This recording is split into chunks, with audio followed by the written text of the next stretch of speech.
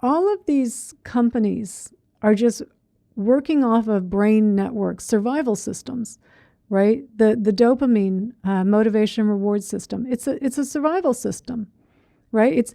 It's not a satiation system. It's survival. It's go and find more watering holes, go and find new food sources, go and find more caves, go and find mates, procreate.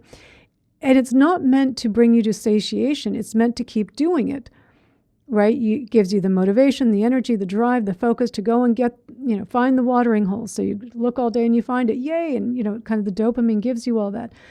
But then the dopamine tapers off because it's like, all right, this watering hole, you're not going to get the same dopamine hit. Right, now go find other ones, right? What if something happens to this one? And so they're all playing off of this system. Like all of the marketing, all of the wanting, all of the chasing is all just tapping into this system. And we just sit there like the rat in the cage, just pressing and pressing and pressing the lever to get the little stimulation there. But it's not happiness. It's just craving. It's more wanting. And this is what the Buddha described 2,600 years ago when he said, craving is like trying to quench your thirst with salt water. I mean, he was describing the motivation reward system. It's not about satiation. And they have capitalized on this, right? And they've capitalized also on stress.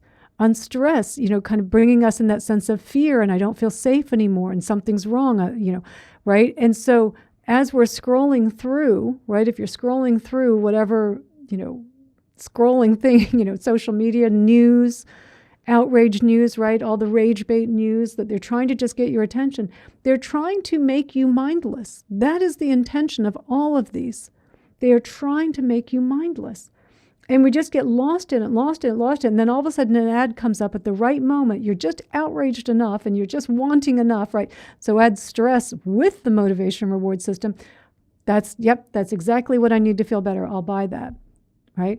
And then it kind of just keeps us on this never-ending cycle. So they are all just hacking into survival systems in our brain. And so don't, when we kind of think, oh, I can be smarter, I can be posting every day on social media and it's not going to get to me. No way. Is it not? Are you not going to want the likes or the comments? It's tapping into such a primal part of our brain that there's no way you can beat the algorithms. There's no way you can avoid the craving by participating in that. There's just no way. It's just not going to happen. And Michelle, to your point, like I was saying, people are more disconnected than ever because all of this gives the illusion again, oh, look how many friends you have. Look how many followers you have, right? You're texting with people. It's like superficial relationships. And, at best on the texting. But, the likes and the comments beyond superficial. And it leaves us just feeling more disconnected. Oh, Char, that's great. Yeah, it's the digital ego. The digital ego. Yes.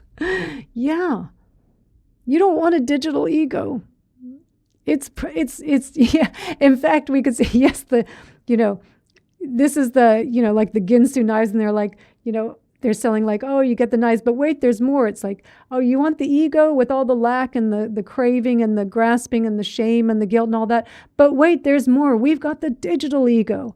Yeah, it's the supersized ego. Never enough. You could get 1,000 likes and it won't be enough.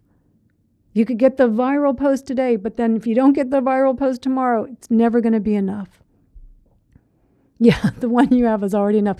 It just like supersizes it. It keeps supersizing it, right? And this is the problem in our society, is that the ego keeps getting supersized. It keeps getting, it's like the McDonald's sizes, the small is really large, the medium is really extra large, the large is a bucket, right?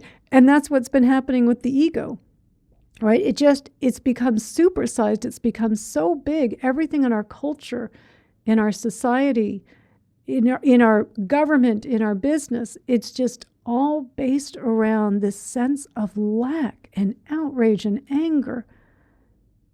And it's making people, really unhappy, making people really unhappy.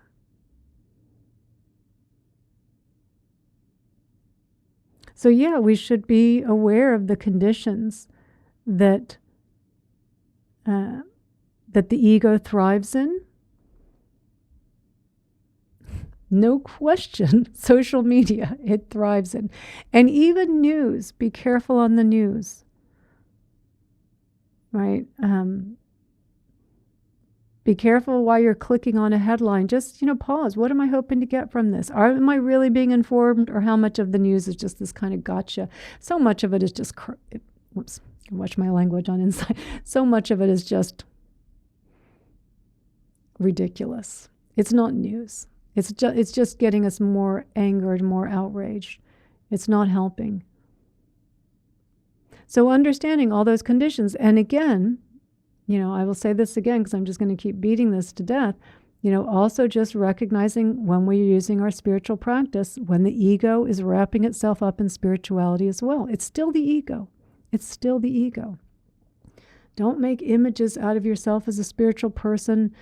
Don't get attached to your practices. They're all, your practices are to help us see that we're not the ego, to see this whole process, how the thoughts arise, the sense of a me arises, right? This kind of belief that I was there before the thought, but in fact I wasn't. I'm just assuming that, right? So it's to just see this. It's just arising in this thought. And just repeating the same thoughts over and over and over, endlessly repeating the same thoughts. I mean, 90% of the thoughts you had today, you had yesterday, you had the day before that, the day before that. They're not new, they're not original, they're not interesting. They're just the same old things. What do they think of me? What do I think of me? I'm such a loser. I can't believe I did that. I'm so great. I did do that. Oh no, now I'm back to a loser. I can't believe I did that, right? Just this yo-yo that we're on, right? So, the practices that we're using in spirituality, mindfulness, meditation, compassion practices, heart-opening practices, gratitude, forgiveness, loving kindness, equanimity, sympathetic joy, all of these are not to become something from them. It's not to become a great meditator. It's not to be the most mindful person in the world. These are tools to help us see that we are not this thought-created me. So that when it arises, when it does arise, and it's telling me I'm a loser, that I can see it like, oh, that's just a thought that's arising. And you can use mindfulness and breathe into it, feel it. Yep, there it is. You can use self-inquiry. Who's the loser? Right? Really shining the spotlight on it. Who's the loser?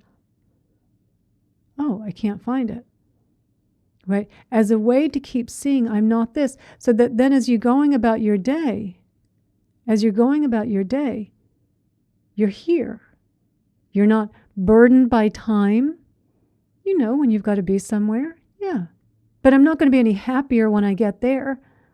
Because if I can't find happiness now, I'm not going to find it over there. But yeah, okay, there's things that are going to be done. Yeah. You weren't doing any of this anyway. It was just all happening, right? And that's what the recognition, it's all happening. You can take your hands off the wheel. It's all happening, right? It's all happening. And then there's just this freedom of flow, right? And you realize, yeah, all thinking can still happen, but no thinker. Planning can still happen, no planner. Doing can still happen, no doer, right? Because you're seeing, I'm not that. It's been giving me the worst advice my entire life. And it's not real. So you're even if the ego still arises, there's just no longer an identification with it. And then those times when you do get a little lost in it, and yeah, we all still get a little lost in it, right? But it's not for very long. It's, just got a little lost. No problem. No, but I forgot for a moment. I thought I was that for a moment again. Oh, I forgot. Okay. No beating ourselves up about it. No, but oh my God, it was lasting for so long and now it's gone, right? No grasping at it. Because I'm not controlling any of this. I'm not controlling the awakening process. I'm not controlling what words are coming out of this mouth. right? I'm not controlling any of this. It's all just causes and conditions arising and happening. And what I take to be, Meredith, is really just an impermanent, ever-changing, ever-changing, interconnected, interdependent being. Nothing solid here. Nothing to get nothing to get stuck in, because it's just always changing. It's just always changing. And this is where the freedom comes from, the spaciousness comes from, because the ego thinks it's a solid independent, not interdependent, not interconnected, independent, acting on its own, inherently existing instead of interdependently existing in thought. Just know it exists on its own, right? That's what the ego thinks. And that's who we think we are. But then it's the reality of saying, no, I'm just, thoughts, feelings, emotions changing. Hormones changing. Neurochemistry changing. Energy changing, right? Being affected by the weather, being affected by all of you, being affected by all the previous moments, being affected by what the dogs are doing, being affected by whether I'm hungry or not, being affected by what I ate last night, being affected, by a trillion different causes and conditions, and it's arising this moment. That all there is this moment, each moment arising, all these different conditions, these different, pieces of sand, little grains of sand coming together and changing and changing and changing. Like there's nothing to hang on to here. There's nothing outside of me that I could hang on to, but there's nothing here that's solid that could hang on to it either. And that's the seeing of oh yeah, conditions, pleasant conditions, unpleasant conditions, nothing going on conditions, experience of everyone, nothing to hang on to, nothing to push back on, right? Right? We use the example of the river flowing. Yes, the river flowing. You're not anything solid. You're constantly changing. The river changes based on the conditions. If there's a rock in the center, if there's someone walking across the river, if a tree fell, if there was a big snowfall, constantly changing. It's it's speeding up a little here. Ooh, okay, let's go with it, right? Oh, it's slowing down a little bit. Oh, this is nice. Yeah, okay. Now what's happening next? Because you don't know what's going to happen next. We're always trying to imagine, I know what's going to happen. We're always imputing that we know and putting meaning in everything. It's you don't know. You don't know. Wake up and wake up and enjoy the ride. Wake up and enjoy the ride.